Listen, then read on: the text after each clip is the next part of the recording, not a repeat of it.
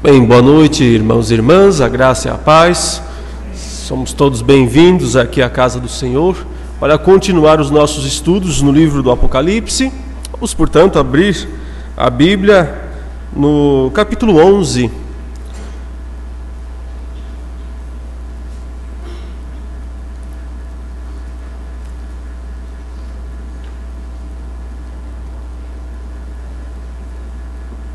Apocalipse capítulo 11, versículo 15 em diante. Nós vamos começar a nossa meditação no ponto em que paramos ontem, que é a exposição da sétima trombeta. A sétima trombeta fecha mais uma das sessões paralelas, os ciclos de repetição dessa história que o apóstolo João está contando repetidamente. Observe a descrição como, de uma forma bastante resumida, a sétima trombeta descreve o fim dos tempos, o fim do mundo, o juízo final. O sétimo anjo tocou a trombeta e houve no céu grandes vozes dizendo: o reino do mundo se tornou de nosso Senhor e do seu Cristo, e ele reinará pelos séculos dos séculos. E os 24 anciãos que se encontram sentados no seu trono diante de Deus, prostraram-se sobre o seu rosto e adoraram a Deus, dizendo: graças te damos, Senhor Deus Todo-Poderoso, que és e que eras, porque assumiste o teu grande poder e passaste a reinar. Na verdade, as nações se enfureceram, chegou, porém, a tua ira, e o tempo determinado para serem julgados os mortos, para se dar o galardão aos teus servos, os profetas, aos santos e aos que temem o teu nome, tanto aos pequenos como aos grandes, e para destruíres os que destroem a terra. Abriu-se então o santuário de Deus que se acha no céu, e foi vista a arca da aliança no seu santuário, e sobrevieram relâmpagos, vozes, trovões, terremoto e grande saraivada. Portanto, irmãos, a sétima trombeta finaliza mais uma vez a história. É a terceira vez, é a terceira sessão, o terceiro ciclo, e a descrição é justamente essa: o reino do mundo se tornou de nosso Senhor e de seu Cristo. Então, ele apenas descreve o acontecimento sem detalhes. Acabou. O reino do mundo se tornou do Senhor Jesus, se tornou de Deus. Os 24 anciãos, no verso 16, se prostram diante de Deus, adorando e dizendo que Deus finalmente assumiu o grande poder dele e passou a reinar. A descrição do verso 18 é justamente a descrição antecipada do juízo final, que ele vai dar detalhes só no capítulo 20. Só no capítulo 20 ele vai descrever com detalhes o juízo final. Mas aqui ele já antecipa isso pela primeira vez, dizendo que chegará o dia, que haverá o momento em que Deus vai julgar. Ele diz: as nações se enfureceram, mas não adiantou nada, porque agora é o momento de Deus julgar os mortos. E julgar os mortos quer dizer, por um lado, conceder o galardão, a recompensa aos servos de Deus, e por outro lado, a destruição àqueles que não servem. Portanto, a sétima trombeta resumidamente descreve mais uma vez o fim do mundo, como já foi descrito, por exemplo, no sexto e no sétimo selo. No sexto, especificamente, já foi dito que o mundo havia sido, as pessoas destruídas. Isso reforça mais uma vez aquele argumento que nós temos usado aqui desde o início, de que o livro não deve ser lido de maneira cronológica ou linear, mas deve ser entendido que é uma história repetida.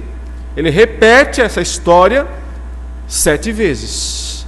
Claramente 6 vezes é repetido, mas entendendo que os capítulos 1 a 3 formam uma introdução a tudo isso, então também esses capítulos 1 a 3 são considerados uma repetição, um ciclo recapitulativo da história. Mas os capítulos 1 a 3 são embrionários, apenas uma introdução. É a partir mesmo do 4 que ele começa a repetir e vai, portanto, até o capítulo 7, contando essa história, e inicia de novo no capítulo 8 e termina aqui no capítulo 11. O capítulo 12, o que é, portanto? Uma sequência do capítulo 11? Não tem mais o que vir. O mundo já acabou, os mortos foram julgados. Portanto, o capítulo 12 é o recomeço da história. Mas agora sob outra ótica. Chegou a hora de João dizer aos seus leitores quem são os verdadeiros inimigos. Quem são os verdadeiros inimigos do povo de Deus? Até agora ele mostrou os inimigos de forma assim genérica, generalizada. Agora ele vai mostrar de fato a realidade invisível que está por trás dos eventos visíveis. Pensando assim, a igreja está sendo perseguida pelo Império Romano, as pessoas estão sendo mortas nas arenas, devoradas por leões, colocadas sob estacas, passam betume nos cristãos, põem fogo nele, porque Nero um certo dia queria ver os seus jardins à noite, e ele quis então criar um sistema de iluminação noturna e justamente utilizou para isso alguns cristãos, usando-os como tochas humanas, né? Muitos cristãos sofreram mortes horríveis no primeiro século, e muitos que não foram mortos foram vendidos como escravos, por exemplo. Eram despojados ou espoliados, perdiam todos os seus bens, especialmente aqueles que tinham bens, e então suas famílias eram vendidas como escravas. Naquela época, a escravidão não era uma questão de raça, a escravidão era um fator econômico. Então, qualquer pessoa podia se tornar escrava, independente da sua raça. Bastava para isso ter complicações econômicas ou então ser alvo de uma perseguição por parte do império. Os cristãos, portanto, muitos deles se tornaram escravos. Era uma situação de grande calamidade para os crentes. Então João, o capítulo 12, a partir do capítulo 12, ele vai mostrar quem está por trás disso tudo. Que batalha é essa? Que guerra é essa? Ele vai mostrar que a guerra é muito maior do que o Império Romano perseguindo a igreja na terra. Ele vai mostrar que por trás do Império Romano existe o dragão.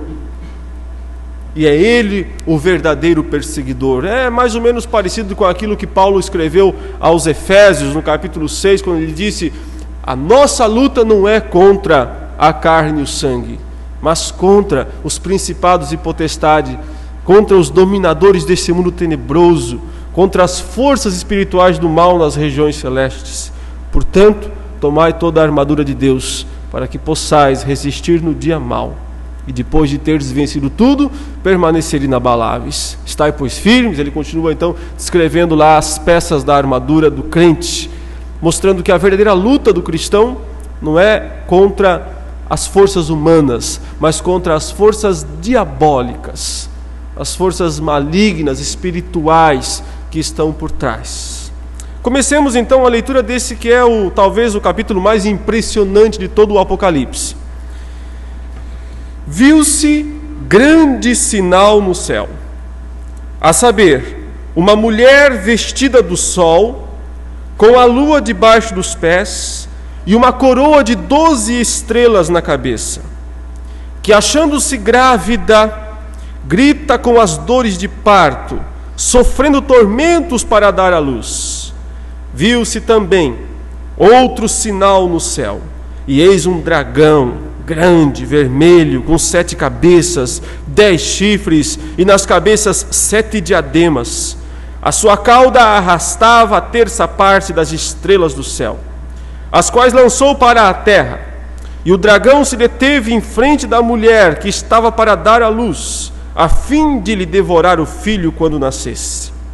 Nasceu-lhe, pois, um filho varão, que há de reger as nações, com cetro de ferro, e o seu filho foi arrebatado para Deus até o seu trono. A mulher, porém, fugiu para o deserto, onde lhe havia Deus preparado lugar para que nele a sustentem durante 1260 dias. A simbologia que está impressa aqui nesta cena é impressionante mesmo. Veja o que João enxergou. Ele disse: viu-se um grande sinal no céu. Uma mulher gloriosa. Observe, ela está vestida com o próprio sol.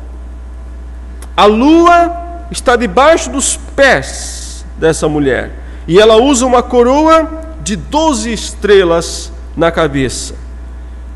Percebe-se então que ela está grávida e já está quase dando à luz, porque ela grita com as dores de parto, sofrendo tormentos para dar à luz. De um lado, essa mulher gloriosa, pronta para dar à luz. De outro lado, verso 3 diz: viu-se também outro sinal no céu, e eis um dragão grande, vermelho, com 7 cabeças, 10 chifres, e nas suas cabeças 7 diademas. E esse dragão, que com a sua cauda arrastava 1/3 das estrelas do céu, se colocou em frente da mulher, diz o texto, a fim de lhe devorar o filho quando nascesse. Que cena é essa? Que cena espetacular é essa? A que isso nos remete? Então, normalmente, quando as pessoas leem o Apocalipse, elas têm a tendência de tentar olhar para o futuro e pensar que isso é algo que ainda vai acontecer. Mas, na verdade, João está descrevendo algo que já aconteceu, utilizando uma linguagem simbólica, espetacular, até certo ponto fantasiosa, para transmitir uma verdade teológica central. Uma verdade teológica que perpassa quase que a Bíblia inteira. Essa cena, esses 6 versículos aqui, são praticamente um resumo da Bíblia inteira. Vamos entender por quê. Quem é essa mulher? Ela vai dar à luz aquele que vai reger as nações com o cetro de ferro. Portanto, é uma citação do Salmo número 2, que o Messias há de reger as nações com o cetro de ferro. Portanto, esse menino que essa mulher vai dar à luz é o Cristo, é Jesus, é o Messias. Portanto, quem é a mulher? Para muitos, a tendência é pensar que essa mulher seja Maria, né? A Virgem Maria. Claro que principalmente o catolicismo, a Igreja Católica, né, defende isso com unhas e dentes, né, dizendo que a mulher vestida de sol é a Virgem Maria. O problema é que em nenhum outro lugar na Bíblia se descreve Maria desta maneira. Em nenhum outro lugar na Bíblia. E há algumas indicações aqui que nos ajudam a entender que essa mulher não é exatamente Maria, muito embora Maria faça parte dela, mas não ela exclusivamente. Pensemos primeiramente aqui nesse simbolismo do que ela se veste. Ela se veste com o sol, com a lua e com 12 estrelas. Onde no Antigo Testamento nós temos exatamente essa ilustração descrevendo alguma coisa.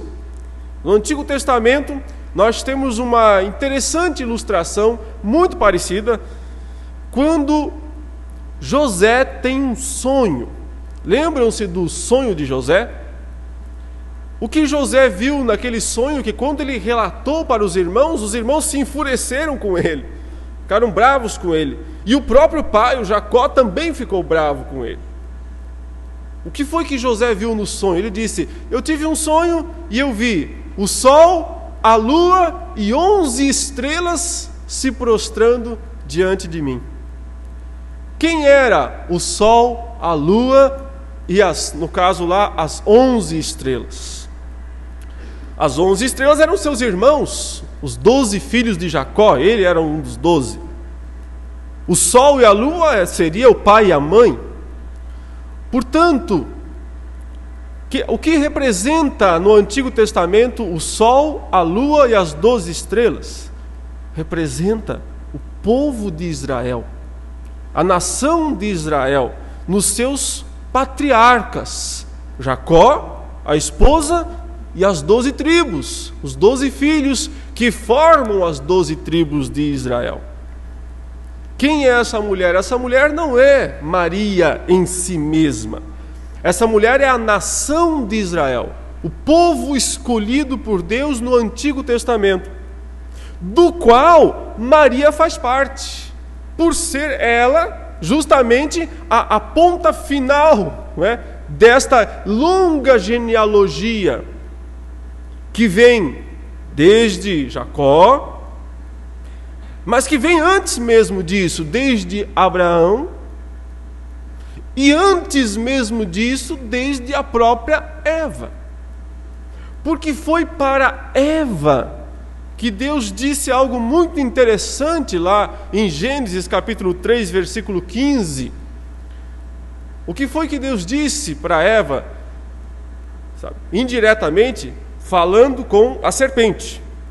Ele disse assim: porém inimizade entre ti, serpente, e a mulher, entre o teu descendente e o descendente dela, entre a sua semente, a palavra na língua hebraica é a semente, sua semente, serpente, e a semente da mulher.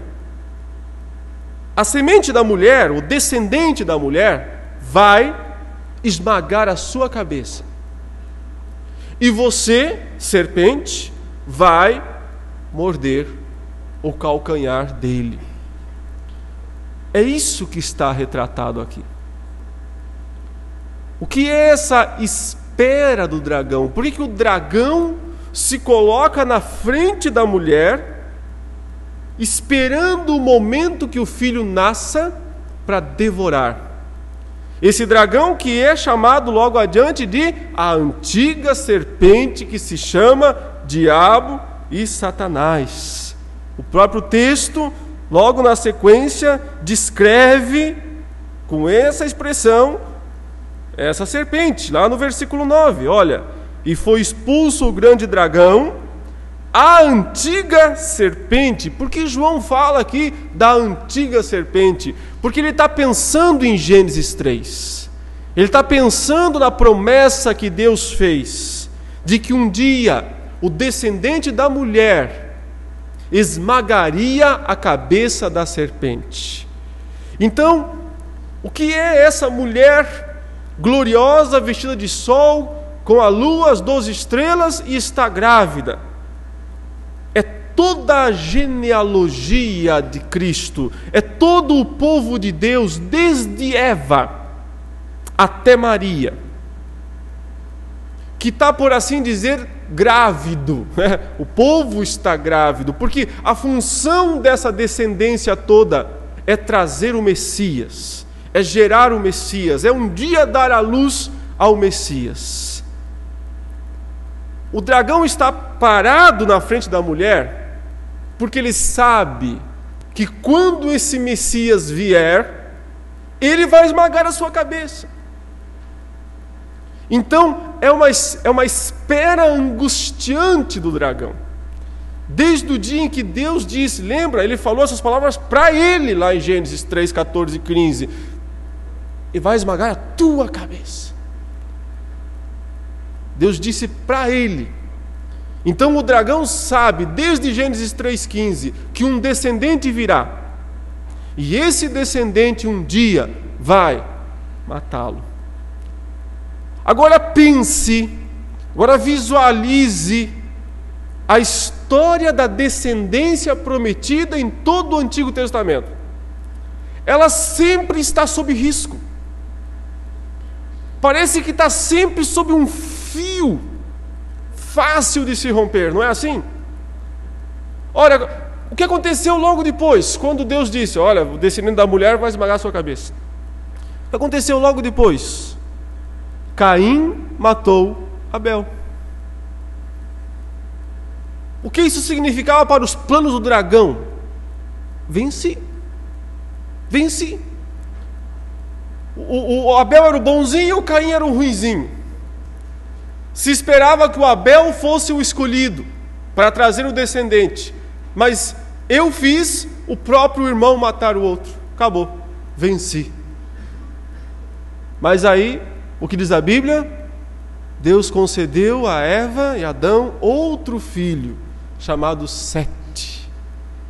E aí as duas descendências, a descendência de Caim e a descendência de Sete, seguem paralelas no Antigo Testamento. É só você ler os capítulos 4 e 5 de Gênesis. Está lá a descendência de Caim, cada vez afundando mais na lama, e a descendência de Sete, buscando ao Senhor. Chega um momento em que as duas descendências estão muito distanciadas pelas atitudes dos seus principais cabeças. Pense, o sétimo depois de Adão, pela descendência de Sete, quem é? Enoque. Que andou com Deus e já não era, porque Deus o levou para si. Ou seja, um homem de grande piedade. Mas quem é o sétimo depois de Adão via Caim? Lameque. Aquele que tomou duas mulheres, fez um monte de bobagens. Quer dizer, aí estão as duas descendências correndo juntas. Mas então, lá em Gênesis 6, acontece o quê? Acontece a fusão das descendências, que gera, por sua vez, o dilúvio. E mais uma vez o dragão diz: venci, venci, devorei o descendente, levei o próprio Deus a ter que destruir o mundo. Ele vai destruir a todos, e se ele vai destruir a todos, não vem descendente. Mas, sempre tem um mas na história do dragão. E o mas é: Deus achou a Noé, e Noé também andava com Deus, e Deus fez aliança com Noé e com sua casa, e 8 pessoas sobrevivem ao dilúvio. Então, o dragão não vai desistir, ele está lá esperando. A sua atitude, a sua vida, a sua razão de ser é essa: destruir o descendente. E ele vai fazer isso inúmeras vezes. Eu passaria a noite toda aqui relatando as vezes no Antigo Testamento em que a linha genealógica de Jesus esteve sob risco, sob grave perigo. Logo depois você vai ter o que? A Torre de Babel. A Torre de Babel como um momento novamente em que a descendência de Cristo está em risco. Mas Deus vai lá e separa um homem chamado Abraão e diz: sai da tua terra, sai da tua parentela e vai para a terra que te mostrarei. É de você que vem a descendência. Então o próprio Abraão, olha só, sua esposa é o quê? Estéril. Quantas mulheres na descendência de Cristo foram estéreis? Ou seja, você não vê a dificuldade que parece ser a vinda desse Messias, a vinda dessa descendência prometida? Essa é a espera do dragão. É o dragão na frente da mulher, esperando, tentando devorar o filho. Só para encurtar uma história longuíssima, não é? Tem um momento na história, depois que Deus havia definido então que a família da qual viria o descendente seria de Davi, e anos depois de Davi já ter sido morto, uma certa mulher chamada Atalia, ela usurpou o trono, ela se tornou uma usurpadora do trono de Israel, e ela mandou matar o quê? Todos os filhos de Davi, todos os descendentes de Davi, mandou exterminar a todos. O dragão dizendo: já que é por aqui que vem o descendente, vou acabar com todos eles. Mas o sumo sacerdote esconde um no templo. Um foi escondido. E a descendência continua. Então, parece que está sempre por um triz.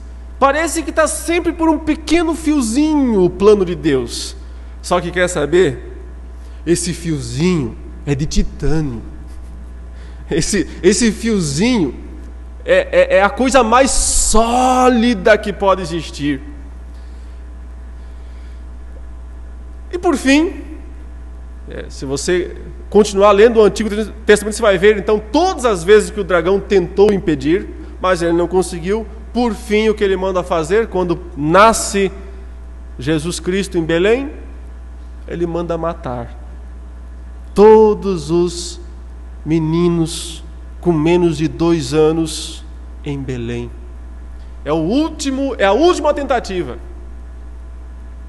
Não é a primeira, é a última. Ele já tentou fazer isso ao longo dos milênios, mas finalmente ele nasce e então ele, através de Herodes, manda matar todos os descendentes, todos os meninos menores de 2 anos em Belém. Mas o filho estava onde? No Egito.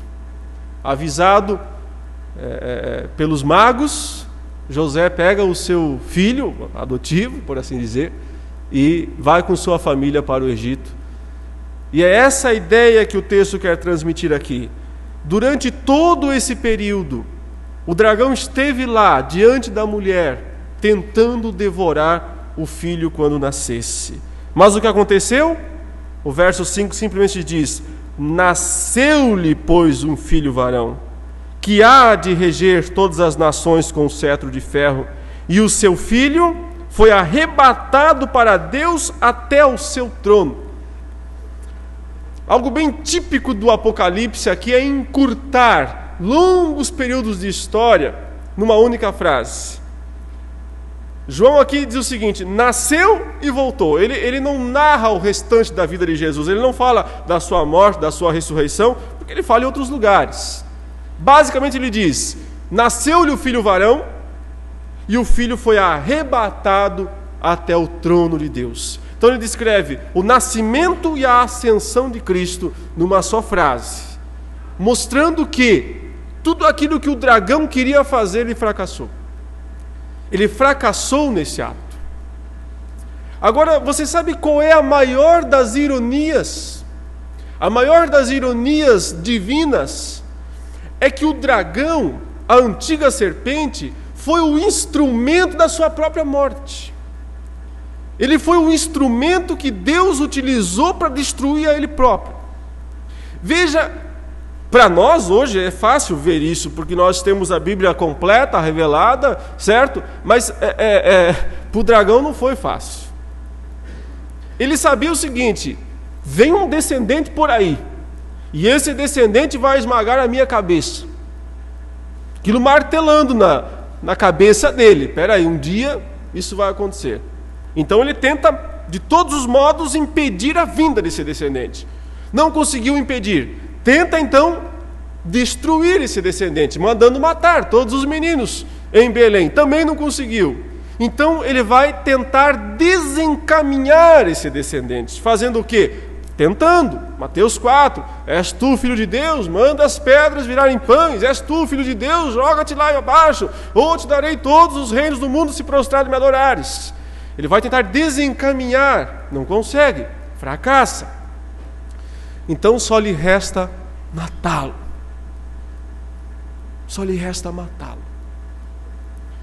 E ele vai movimentar o poder humano, o Império Romano, os religiosos, para matar a Jesus. A Bíblia diz que na noite em que Jesus Cristo foi traído, Judas, que o traiu, foi possuído por Satanás. A Bíblia diz que Satanás entrou em Judas Iscariotes. E então Judas foi lá e vendeu a Jesus pelas famosas 30 moedas de prata. Observe então, quem foi o instrumento para que Jesus fosse preso, condenado e morto? Judas. Mas quem utilizou Judas para fazer isso? Satanás. É nisso que reside a maior ironia da história. Porque ele não sabia que ao fazer isso, que ao levar Jesus à cruz, ele estava selando a sua própria destruição. E isso já estava profetizado desde Gênesis 3,15. Porque o que se descreve em Gênesis 3,15 são duas mortes simultâneas. Tu lhe ferirás o calcanhar, ele te esmagará a cabeça. São duas mortes simultâneas, porque quando uma serpente ultravenenosa pica um homem no calcanhar, isso é um ferimento mortal. Não é um ferimento... A serpente não precisa picar no coração para matar alguém. A picada no calcanhar é um ferimento mortal. Mas quando a serpente pica o descendente no calcanhar, o próprio peso do descendente esmaga a sua cabeça. Acontece ao mesmo tempo. Ambos morrem. Um famoso escritor puritano do século XVI, ele escreveu um livreto chamado A Morte da Morte na Morte de Cristo. Como que a morte morreu na morte de Cristo? Nós podíamos escrever também dizendo assim: a morte de Satanás ao matar a Cristo, ele se matou. Quando ele levou Cristo à cruz para ser crucificado, através de Judas, a quem ele possuiu para fazer isso, ele pensava que estava vencendo. Ele pensava que estava dizendo de uma vez por todas: Deus perdeu tempo, perdeu seu tempo.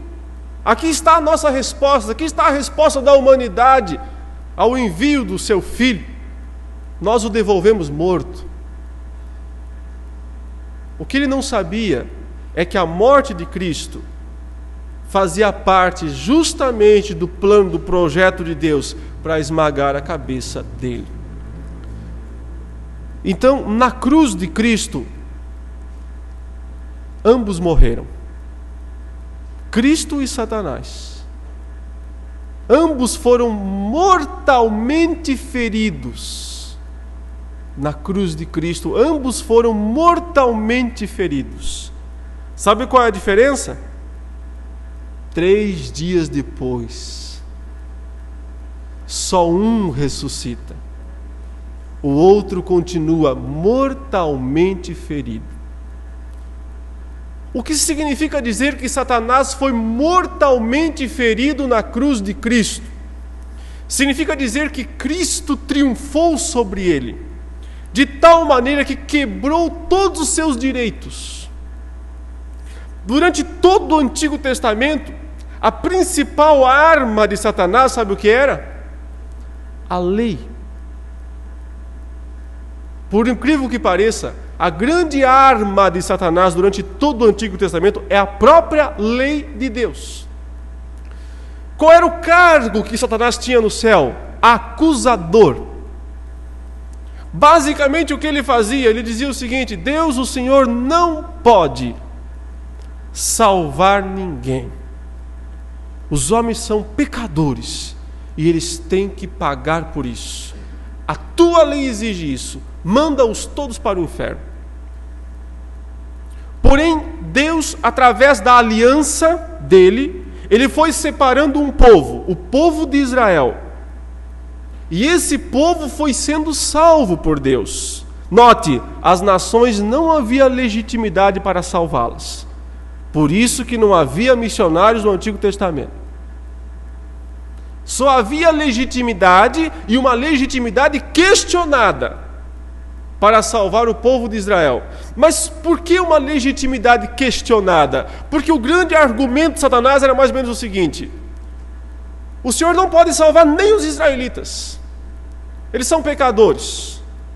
Aí Deus, o argumento era: bom, eu os salvo através do sistema sacrificial.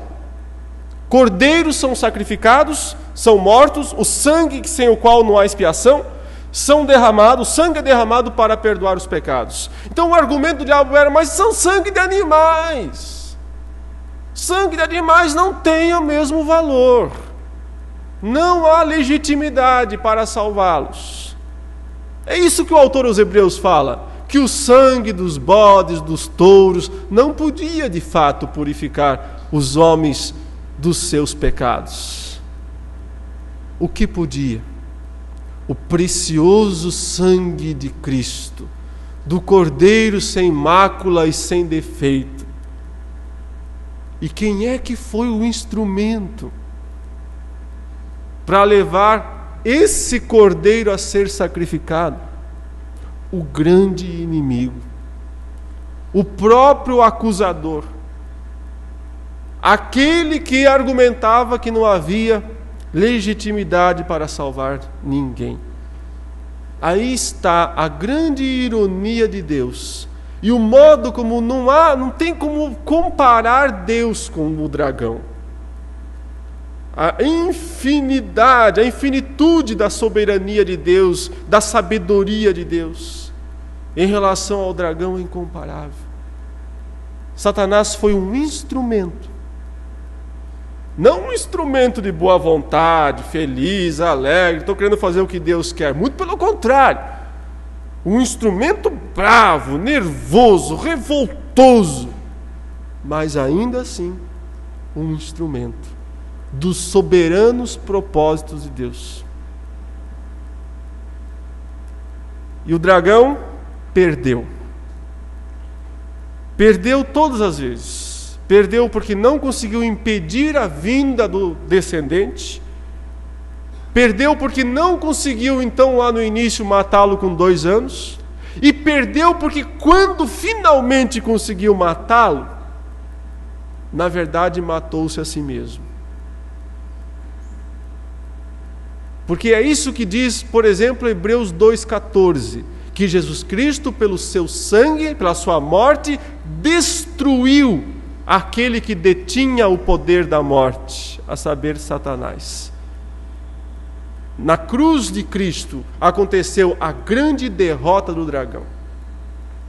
Derrota essa que agora vai ser descrita aqui com outras tonalidades, com outros elementos, mas é a mesma derrota. Enquanto a mulher foge para o deserto, onde Deus vai preparar lugar para ela por 1260 dias, ou seja, durante toda a dispensação cristã, ele mantém agora o Israel fiel. Pense, por exemplo, em Paulo, que diz que é um israelita, e principalmente vão aparecer depois os descendentes desta mulher, que são os cristãos. Daqui a pouco eles vão entrar em cena. Mas antes deles entrarem em cena, olha a descrição dessa batalha aqui no versículo 7. Houve peleja no céu. Miguel e os seus anjos pelejaram contra o dragão. Também pelejaram o dragão e seus anjos. Todavia não prevaleceram, nem mais se achou no céu o lugar deles. E foi expulso o grande dragão, a antiga serpente, que se chama Diabo e Satanás, o sedutor de todo o mundo. Sim, foi atirado para a terra, e com ele os seus anjos. Então ouvi grande voz do céu proclamando: agora veio a salvação, o poder, o reino do nosso Deus e a autoridade do seu Cristo, pois foi expulso o acusador de nossos irmãos, o mesmo que os acusa de dia e de noite, diante do nosso Deus. Eles, pois, o venceram por causa do sangue do Cordeiro e por causa da palavra do testemunho que deram, e mesmo em face da morte não amaram a própria vida. Por isso, festejai, ó céus, e vós os que nele habitais. Ai da terra e do mar, pois o diabo desceu até vós, cheio de grande cólera, sabendo que pouco tempo lhe resta. Que batalha é essa? Quando aconteceu essa batalha? Então, meus irmãos, essa batalha, mais uma vez, não é literal. Não precisamos imaginar que tenha acontecido uma batalha literal entre anjos lá no céu. O que importa aqui é entender o significado desta expulsão do dragão. Entenda, ele esperou diante da mulher para devorar o filho quando nascesse. Mas ele não conseguiu. O filho nasceu, o derrotou através do seu sangue, do seu sacrifício na cruz, ressuscitou 3 dias depois, sem nenhuma marca, no sentido de estar invicto, é vitorioso, e subiu aos céus. Foi arrebatado até o trono de Deus. Lá onde ele fez o quê? No capítulo 5, tomou o livro da mão direita daquele que se assenta no trono e começou a abrir os seus 7 selos. Ele está descrevendo outra vez esse momento, mas agora mostrando a outra implicação. Por um lado, quando Cristo ascendeu aos céus e pegou o livro da mão direita, significa que ele se tornou o Senhor dos céus e da terra. Toda a autoridade me foi dada nos céus e na terra. Por quê? Porque o rival que estava lá foi destronado, foi defenestrado, foi jogado com cadeira e tudo para fora daquele lugar. Essa batalha aqui não é nada a ver com o que aconteceu antes da fundação do mundo, com a queda dos anjos. Essa batalha aqui é a descrição pura e simples do que aconteceu quando Jesus Cristo pegou o livro na mão direita de Deus. Nesse exato momento, o acusador perdeu o cargo lá nos céus. Na ascensão de Cristo, os principados e potestades foram postos abaixo. É o que Paulo fala em Efésios capítulo 1, que Deus o ressuscitou, o fez ascender aos lugares celestiais e pôs debaixo dos seus pés todos os principados e potestades. Esmagou a cabeça da serpente. O esmagar a cabeça da serpente envolve a morte de Jesus na cruz, a ressurreição de Jesus 3 dias depois e sua ascensão aos céus. Tudo isso é parte da vitória de Cristo, do pôr o Satanás e seus anjos para baixo. É esse o sentido em que Miguel, e quem é Miguel? Miguel é o arcanjo. Mas no Antigo Testamento quem é Miguel? O protetor da mulher, o protetor de Israel. Em Daniel, Miguel é o anjo responsável por proteger Israel. Ele está outra vez protegendo quem? A mulher. Mas mais especificamente, expulsando de vez o dragão dos domínios celestes. Eu sei que você vai perguntar assim, mas então quer dizer que o diabo estava no céu até a ressurreição de Cristo? Sim, senhor. Estava no céu até o momento da ascensão de Cristo.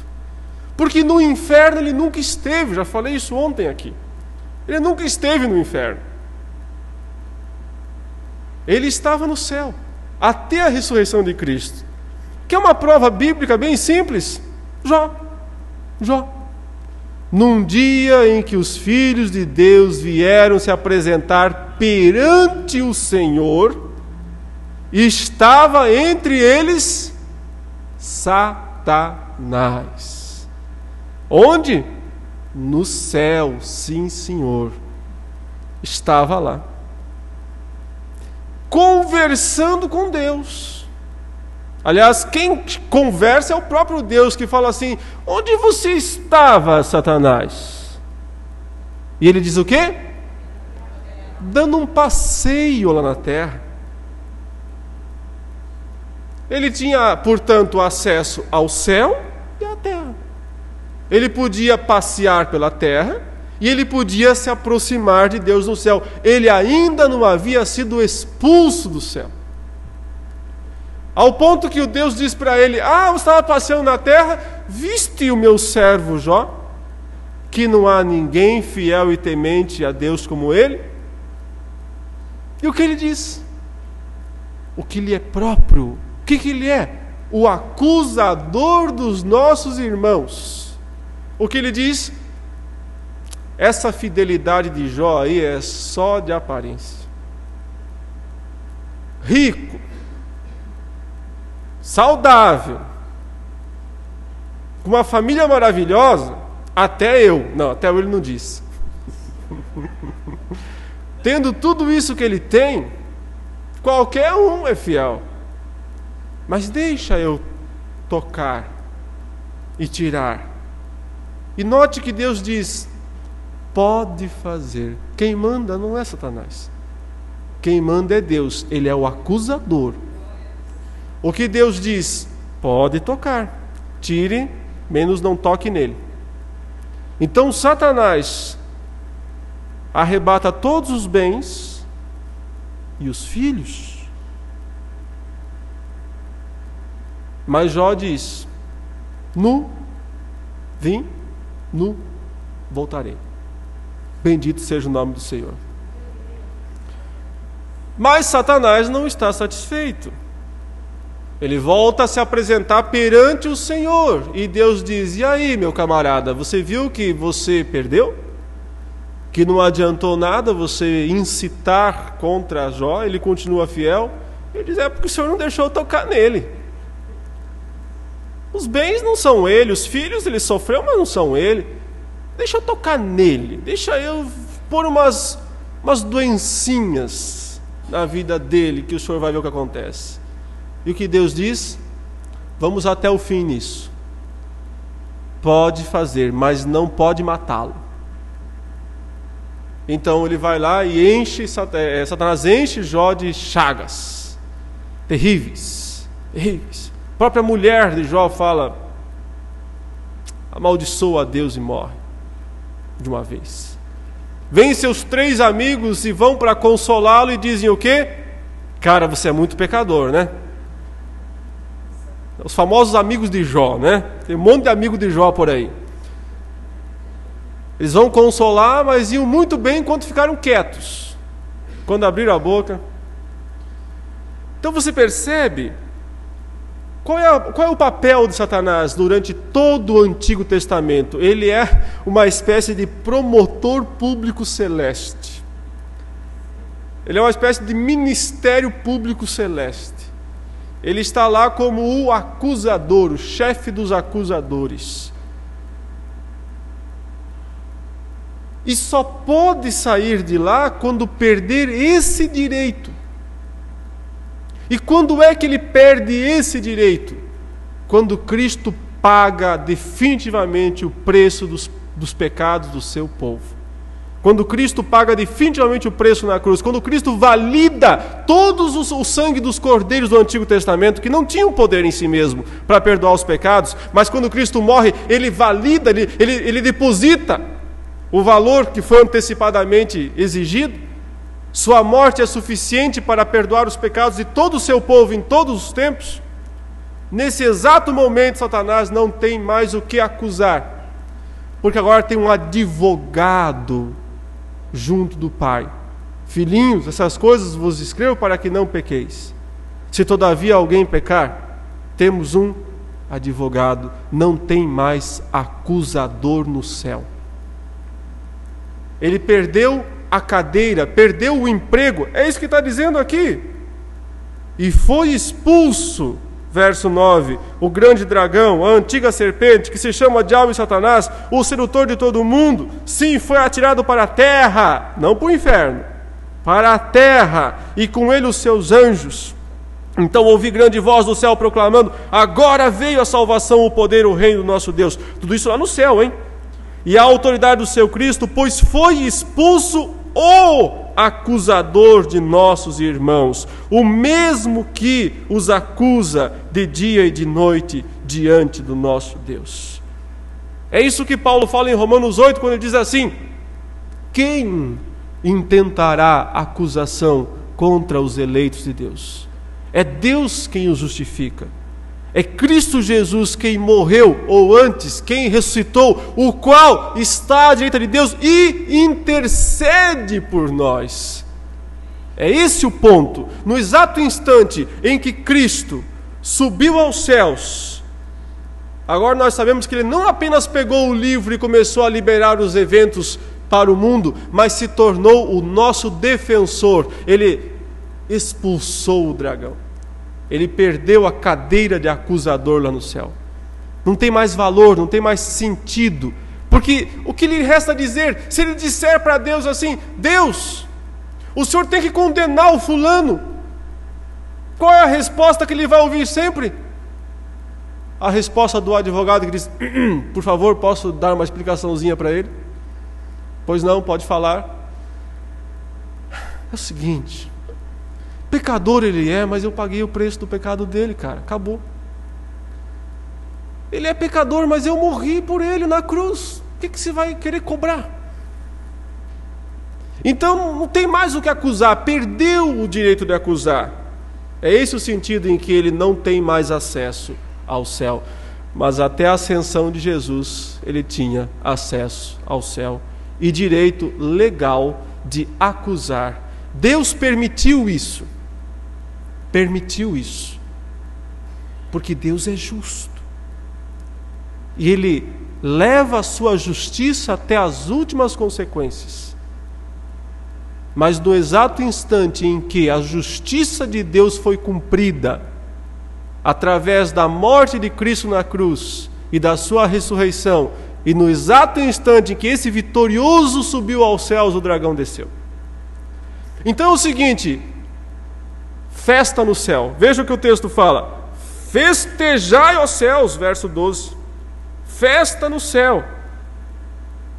Mas ai da terra e do mar, pois o diabo desceu até vós, cheio de cólera, sabendo que pouco tempo lhe resta.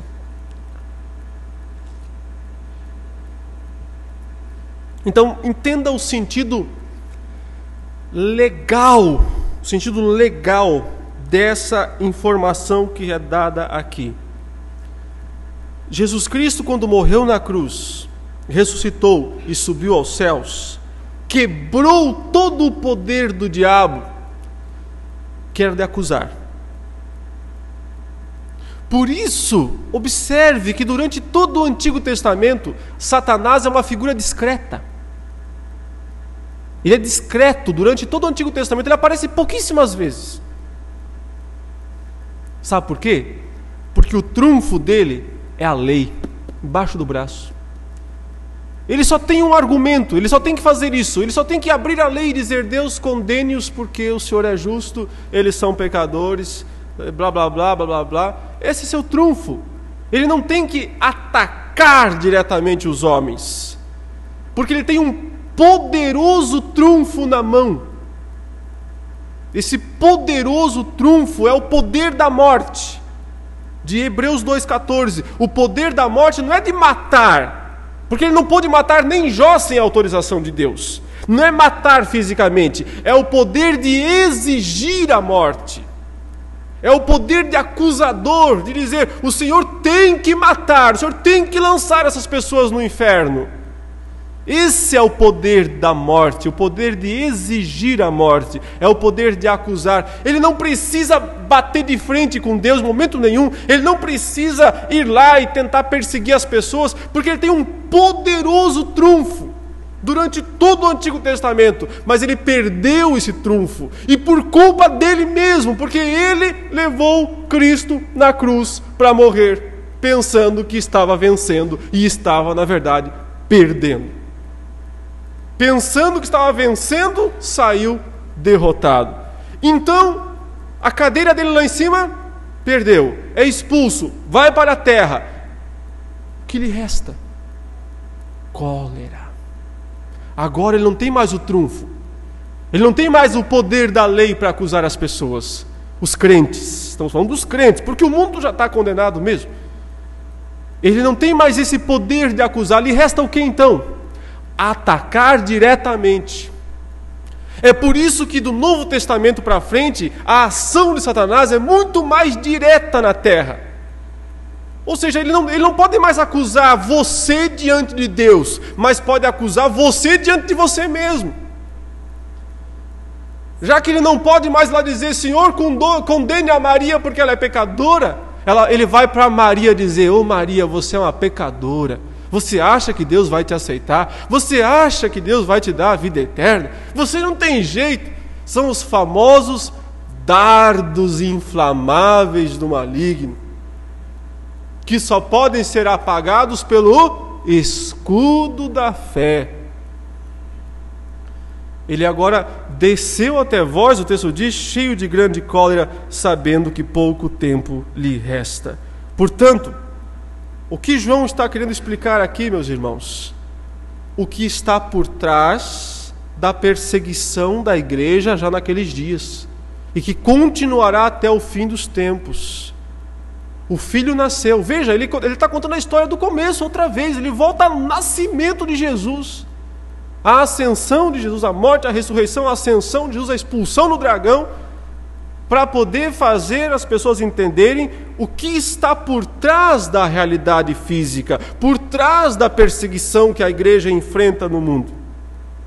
Olha aí, versículo 13. Quando, pois, o dragão se viu atirado para a terra, perseguiu a mulher que dera à luz o filho varão. Voltou a perseguir a mulher. Quem? A descendência prometida, o povo de Deus do Antigo Testamento, que ainda está vivo nesse período. Mas o texto diz, foram dadas à mulher as duas asas da grande águia, para que voasse até o deserto, ao seu lugar, aí onde é sustentada durante um tempo, tempos e metade de um tempo. Mesma expressão, 42 meses, 3 anos e meio, fora da vista da serpente. Então a serpente arrojou da sua boca, atrás da mulher, água como um rio, a fim de fazer com que ela fosse arrebatada pelo rio. A terra, porém, socorreu a mulher, e a terra abriu a boca e engoliu o rio que o dragão tinha arrojado de sua boca. Ele lança, então, atrás da mulher, um rio da sua boca. É muito difícil interpretar, saber o sentido literal, se existe algum sentido literal para isso. Talvez sejam as suas mentiras. É preciso lembrar que lá em Gênesis 3, a serpente abriu a sua boca para enganar Eva, mentindo, enganando. Então talvez seja um modo de dizer que essa continua sendo a sua tática. Ele vai falar mentiras para tentar fazer a mulher, o povo de Deus, o povo fiel a Deus, se desviar, se desencaminhar. Mas Deus socorre a mulher. E então o verso 17 traz a realidade para os dias de João. Exatamente, porque fala assim: irou-se o dragão contra a mulher e foi pelejar com os restantes da descendência dela, os que guardam os mandamentos de Deus e têm o testemunho de Jesus. Você vê que ele diz que os descendentes, os outros descendentes da mulher, são aqueles que têm os mandamentos de Deus. Então aqui provavelmente uma referência aos judeus crentes, já no primeiro século, e os que têm o testemunho de Jesus, os gentios, os outros crentes. A mulher é também a mãe espiritual da igreja do Novo Testamento.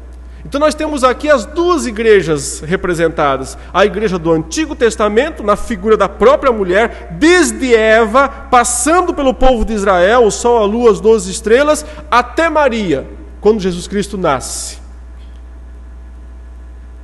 Mas os que se convertem a Cristo também são descendentes dessa mulher. Não é isso que Paulo fala em Romanos 9? Os verdadeiros filhos de Abraão não são os do sangue, mas os da promessa. Nós também somos filhos da mulher. Nós também somos descendentes dessa mulher, porque somos filhos de Abraão. Somos filhos do povo de Deus, do povo prometido, desde todo o Antigo Testamento. Esse é o alvo do dragão.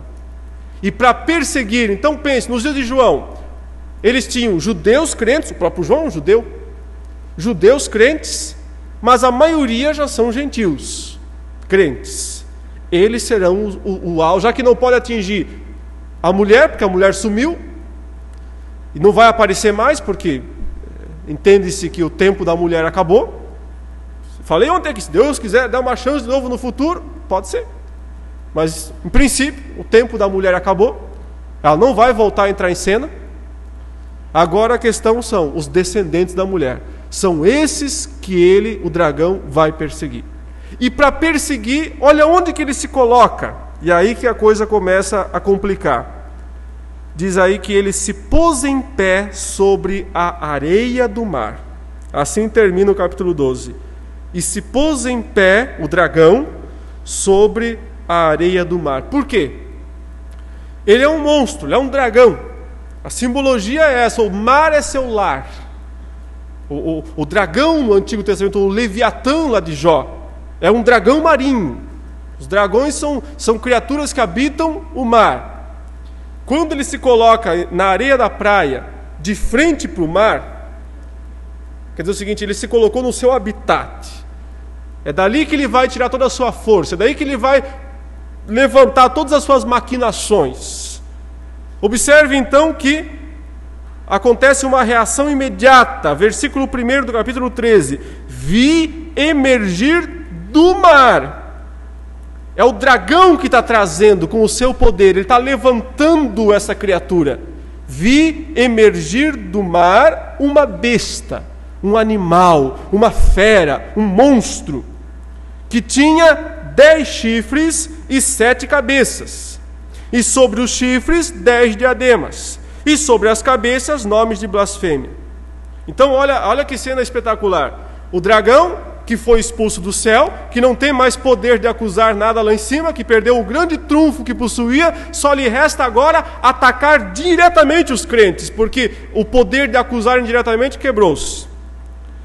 Então ele vem com toda a cólera para tentar agir pelo pouco tempo que lhe resta.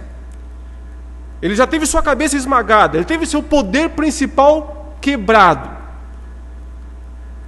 Então agora ele vai agir diretamente nos crentes. Fazendo como? Chamando um primeiro aliado. Ele vai levantar 3. Esse é o primeiro aliado do dragão. Ele levanta do mar essa besta, esse monstro, essa fera, esse animal terrível que começa a se levantar do mar. Ele faz esse terrível monstro surgir. O que é esse monstro? A descrição do versículo 2 diz: a besta, essa fera, esse monstro que vi, era semelhante a leopardo, com pés como de urso e boca como de leão. E deu-lhe o dragão o seu poder, o seu trono e grande autoridade. Você não entende isso aqui se você não tiver na sua mente Daniel capítulo 7 e capítulo 8. Assim como você não entende o texto do 12 se você não tiver na sua mente Gênesis 3. Porque João está pensando nesses textos e está criando a sua própria história. Vamos dizer assim, Deus está utilizando essas passagens antigas para trazer a João a revelação do momento. Então, Gênesis 3 é a base de Daniel 12, de Apocalipse 12. E o livro de Daniel é a base do capítulo 13. Porque Daniel viu o quê? 4 animais. Lembra dos famosos 4 animais de Daniel? Com o que se pareciam os 4 animais de Daniel? Um deles era um leopardo, o outro era um urso, o outro era um leão, e o quarto era ele um animal terrível e indescritível. Os 4 estão aqui, reunidos num só. Lá eram 4 animais separados. Aqui, um só com essas 4 faces. Uma besta, que seria o 4º animal de Daniel, uma besta indescritível, que é o 4º animal de Daniel, mas o que ela tem? Ela é semelhante ao leopardo, que era o terceiro de Daniel. Tem pés de urso, que era o segundo, e boca de leão, que era o primeiro. João inverte a ordem do aparecimento dos animais em Daniel, reunindo-os todos num só. O que eram os 4 animais de Daniel? 4 impérios mundiais.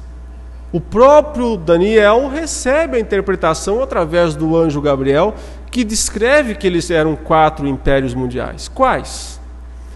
Babilônia, o primeiro, de Nabucodonosor. O império Medo-Persa. O império de Alexandre e seus generais. E o império romano. Os 4 grandes impérios. Ou, se você quiser contar um pouquinho para frente, então você conta a partir, você une, você considera o Império Babilônico como um só, Medo-Persa um só, o de Alexandre e, por fim, o dos 2 generais, dos Ptolomeus do Egito e dos Antíocos da Síria. Mas é preciso lembrar que Antíoco e Ptolomeu eram generais de Daniel, de Alexandre o Grande, que governou por pouco tempo, digamos assim, mas conquistou o mundo todo. Eles eram generais que dividiram, no princípio eram 4, mas os outros 2 se enfraqueceram e permaneceram esses 2 principais. E o reino de Judá passou um período sob o domínio dos Ptolomeus e um período sob o domínio dos Seleucidas, que eram os Antíocos. O mais famoso deles, Antíoco Epifânio, considerado o maior precursor do anticristo no Antigo Testamento. Aquele que entrou no templo de Israel, no Santo dos Santos, sacrificou uma porca sobre o altar, dentro do Santo dos Santos. É a chamada abominação desoladora, que Jesus diz em Mateus 24 que vai acontecer de novo. Que é a maior figura do anticristo no Antigo Testamento, é Antíoco Epifânio. Mas é importante entender isso. Eram 4 impérios lá, no Antigo Testamento, que se sucederam. E aqui ele diz: todos se reúnem num só. Então quem é? Quem é essa besta que surgiu do mar? E o mar no Apocalipse significam as nações, os reinos, os povos, as multidões inconstantes. E por isso que diz que no novo céu, na nova terra, não tem mar. Não tem mar porque não há mais nada fora do controle, não há mais nada bagunçado. Para o israelita, para o hebreu, o mar é algo indomável, incontrolável. Eles nunca foram navegadores. Nunca foram. Os fenícios foram, eles nunca foram navegadores. Eles sempre achavam o mar algo muito ruim. Do mar surge o grande inimigo. Essa primeira besta é o Império Romano. É o Império Romano daqueles dias, que reúne em si o que foi Babilônia, o que foi o Império Medo-Persa, o que foi o Império de Alexandre, e que conquistou, por fim, os impérios dos 2 generais, os Seleucidas e os Ptolomeus. Ou seja, a Síria e o Egito. Ptolomeus no Egito e os Seleucidas na Síria, que foram conquistados por Roma. É o Império Romano. Mas não só o Império Romano. Note que ele reúne os 4 animais num só. Então o que é a besta? É todo o poder militar, político, econômico. É o sistema no qual nós estamos inseridos e não temos como sair dele. É os reinos desse mundo. Lembram que Satanás disse para Cristo: se prostrares e me adorares, eu te dou. E Cristo não disse para ele: não são teus, você não pode me dar, não. Ele não desmentiu. Aliás, o próprio Cristo o chamou de o príncipe deste mundo, no capítulo 12 de João. E o apóstolo Paulo, em 2 Coríntios 4:4, disse que ele é o Deus deste século. Poder militar, o poder econômico, o poder ideológico, esse é seu principal instrumento. Naquele dia, Roma, o império, o imperador. Essa é a primeira besta. O que é? Porque tem uma segunda besta, já vem a que surge da terra. A primeira besta surge do mar e a segunda surge da terra. O anticristo. O anticristo é a besta. O anticristo que ainda vem, que ainda virá, que é um homem, provavelmente, ele vai encarnar em si mesmo todo o poder humano. A junção de todos esses impérios. Mas observe, a besta já está aqui. Falta só o seu governante maior e principal. A estrutura já está sendo montada. O palco já está sendo montado. Só falta o artista principal. Então, nos dias de João, eles estavam sendo perseguidos por esse animal feroz, por essa besta terrível que estava lá destruindo os cristãos. Observe o versículo 3. Então vi uma de suas cabeças como golpeada de morte, mas essa ferida mortal foi curada. E toda a terra se maravilhou seguindo a besta. E adoraram o dragão, porque deu a sua autoridade à besta. Também adoraram a besta, dizendo: quem é semelhante à besta? Quem pode pelejar contra ela? Foi-lhe dada uma boca que proferia arrogâncias e blasfêmias, e autoridade para agir 42 meses. E abriu a boca em blasfêmias contra Deus, para lhe difamar o nome e difamar o tabernáculo, a saber, os que habitam no céu. Foi-lhe dado também que pelejasse contra os santos e os vencesse. Deu-se-lhe ainda autoridade sobre cada tribo, povo, língua e nação. E adorá-la-ão todos os que habitam sobre a terra, aqueles cujos nomes não foram escritos no livro da vida do Cordeiro, que foi morto desde a fundação do mundo. Se alguém tem ouvidos, ouça. Se alguém leva para cativeiro vai. Se alguém matar a espada, necessário é que seja morto a espada. Aqui está a perseverança e a fidelidade dos santos. Meus queridos, observe o versículo 3, uma imitação, uma paródia do que aconteceu com Cristo. Cristo morreu e ressuscitou. Uma das cabeças da besta é golpeada de morte, mas essa ferida mortal é curada. E então a terra se maravilha seguindo a besta. Nos dias de João isso já estava acontecendo. Eu acredito que algo parecido vai acontecer também com o anticristo. É possível que ele faça uma imitação de morte e ressurreição para dizer que ele também tem condições de fazer o que Cristo fez. É possível. Mas nos dias de João isso já fazia sentido para os leitores de João, porque eles acreditavam que Nero, o imperador que havia sido morto lá na década de 60, década de 60 do primeiro século, tá? Voltaria. O Nero tinha se suicidado. E havia uma crença naqueles dias no chamado Nero Redivivus, o Nero ressuscitado. E o Domiciano, alguns achavam que ele era o Nero.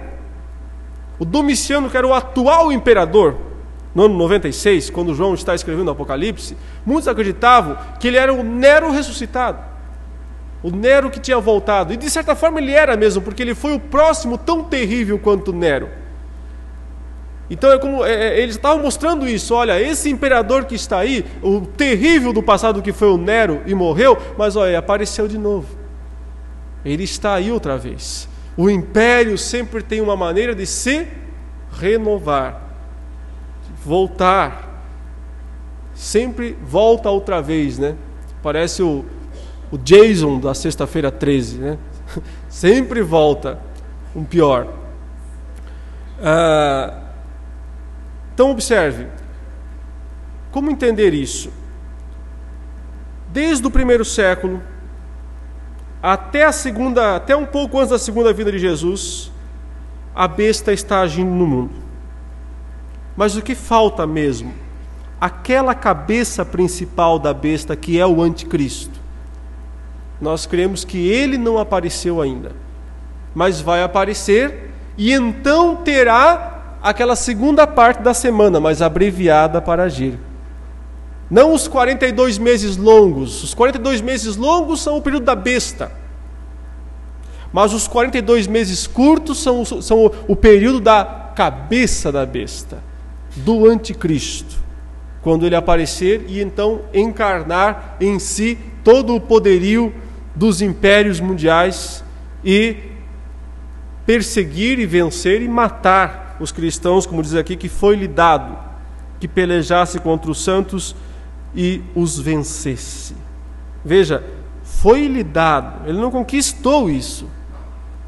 Deus permitiu. Como permitiu que Satanás tentasse a Jó e fizesse tudo o que fez? Novamente, ele precisa da autorização de Deus para fazer isso. Os versículos 9 e 10, meus irmãos, são um alerta. Veja o que diz: se alguém tem ouvidos, ouça. Se alguém leva para cativeiro vai. Se alguém matar a espada, necessário é que seja morto a espada. Aqui está a perseverança e a fidelidade dos santos. Em outras palavras, outra vez, aguentar a pancadaria. Não pode reagir. Porque quando vem essa perseguição toda, a tentação dos crentes é de se rebelar e pegarem espadas para enfrentar. Não foi o que o Pedro tentou fazer lá na noite? Pegou uma espada, cortou a orelha. Se alguém leva para cativeiro vai. Se alguém matar a espada, será morto a espada. Aqui está a perseverança. Aqui está a fidelidade dos santos. Só tem uma postura para os crentes quando isso estiver acontecendo. Significa aguentar. Aguentar a perseguição. Porque nos 42 meses daquela cabeça principal da besta que vai aparecer, as duas testemunhas serão mortas. E o corpo delas vai ficar estirrado no chão. Então, são esse período curto, abreviado de tempo da grande tribulação, em que o inimigo terá autoridade para destruir a igreja visível. A igreja invisível é indestrutível, mas terá autoridade para destruir a igreja visível, e não haverá outra opção para o povo de Deus a não ser aguentar e orar para que passe depressa, para que termine rapidamente. Meus queridos, são 8h30, nós precisamos dar um intervalo aqui para o lanche e para falar então da segunda parte, que é a segunda besta e o famoso 666, né? Entender aí o significado desse número. Queridos, deixa eu só dar um pequeno aviso aqui, rapidinho antes de vocês descerem. Ontem, então, acabou o livro em segundos aí, né? O pessoal realmente arrebatou, que bom. O nosso irmão Josimar vai para São Paulo na sexta-feira. E ele se comprometeu de trazer mais livros no sábado. Então, no domingo, nós teremos aqui mais livros. Então, se você quiser, vai ter oportunidade, que eu vou estar aqui no domingo ainda, né? O pastor aí me convidou para pregar no domingo de manhã e à noite. Então, se você quiser, você vai poder comprar ainda o livro no domingo. Mas, se possível, eu gostaria, se possível, se pudesse dar um nome para a nossa irmã lá embaixo, para a gente ter um controle, para saber quantos livros eu tenho que pedir que o irmão Josimar traga no domingo, para você poder levar. Ok? Obrigado e um bom intervalo.